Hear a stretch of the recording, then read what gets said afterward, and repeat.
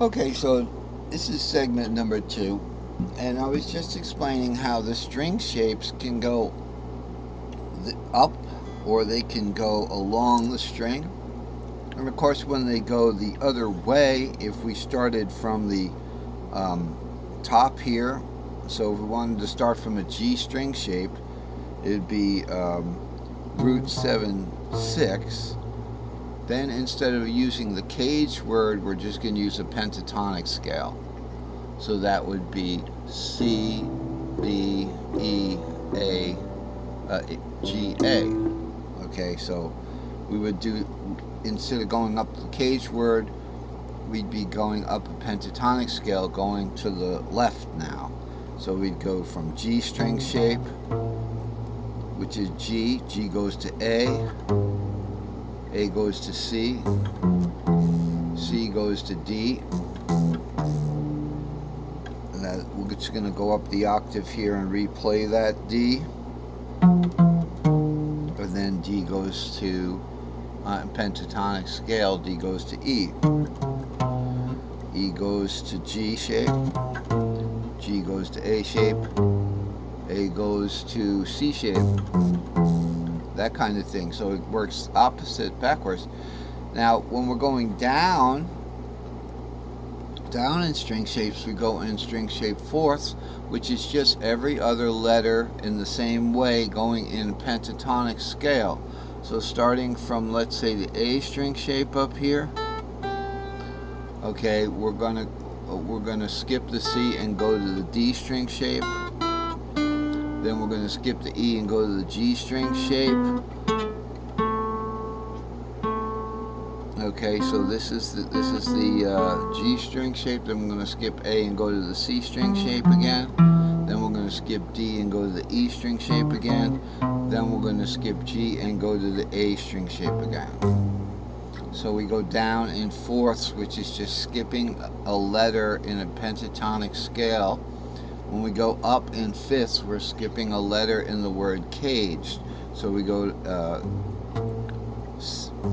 A string shape, we skip the G, go to E string shape, skip the D and go to C string shape, skip the A and go to G string shape, skip the E and go to D string shape, and skip the C again and go to A string shape. So that's how we can go all 4 directions in caged using just the string shapes that are here, right here. Now let's look at our patterns. We can put the string shapes together and make patterns, and this is what we were doing before.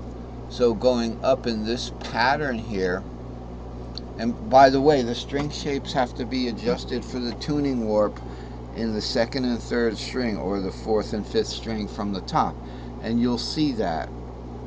You'll just naturally do that when you get used to that.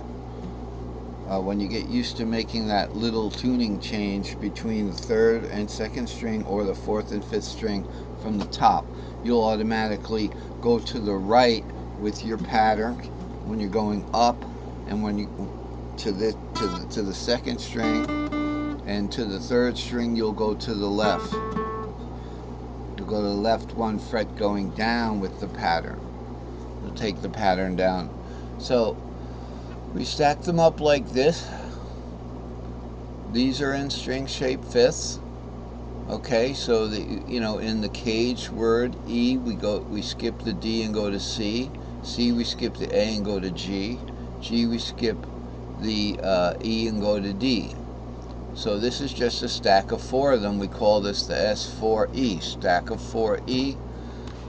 This is just a stack of 3 of them, starting from the C string shape. Alright, so and I made these patterns, and these are shaped like L7. So there's L and there's the 7.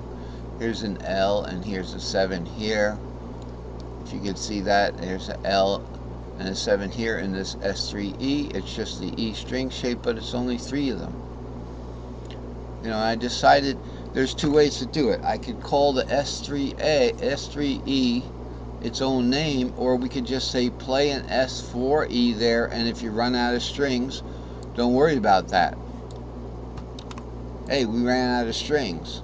just play the S4E there. And that's a very powerful tool, just to look at it as two patterns. Okay, so if I'm going to play, if I'm just going to play one pattern, I don't have a pattern that one pattern that goes more than 7 strings, because you will never be able to finish the pattern. So that's why we break the patterns up into little groups and give them little names so that we can know what they are. These are the short patterns. They're going to be valuable in today's lesson. And the longer patterns are up here. So we have the 7L shaped patterns that are also short patterns, but they're taller. They're tall patterns. Okay, so these are taller patterns, but they're short. They're long patterns. They're not extra long. So they're short. I'm considering them now short patterns. So they're short, just nicknamed short compared to the extra longs. So when I say long in this new improved, see, I say long here, that means extra long. You know, I've kind of given them a nickname. So these are the long patterns, even though they're called extra longs, and these are the short patterns, even though they're called long patterns. So this previously, these two right here previously were the only two patterns that I would use. And notice these are just string shapes. The D in caged goes, now we skip the C and go to A, skip the G and go to E. See, we're using the word cage going up. Going down, it's a pentatonic scale. So starting on C, it'll be a pentatonic scale. It'll be C, D, E, G, A. Right? So we go C, skip the D and go to E, skip the G and go to A, skip the C and go to D, skip the E and go to G. And we do those again. These are the string shapes down here. Okay, here's the string. You see how there's a string drawn on them? And see this little mark? You see that in like wiring diagrams? It means the length of there is variable. So they're not perfectly lined up. They're just looking, you know, we're looking at them as separate entities. S1D, S1E, S1G, S1A, and S1C. So we have our little L7 group of them, and just giving them names make it easy. But really the only ones we're going to really need today are the S4E right here, because that sits on top of the S3AXL. I've had lectures in the past about how it came about with the S3AXL. You can take these two patterns, the S3D and the S2C. By the way, these were the only two long patterns that I ever used at first. Every one of the 5 cages can be done by putting these two patterns together, as long as you're not playing them off the fret nut. The only cage shape that you can play using these patterns is the C cage shape. So the C cage shape, I'm going to play it from here where your C is, because that would be C. Here I have an E shape C because I'm down tuned.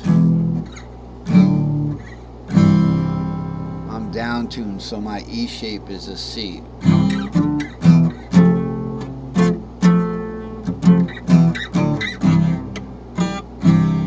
Something like that.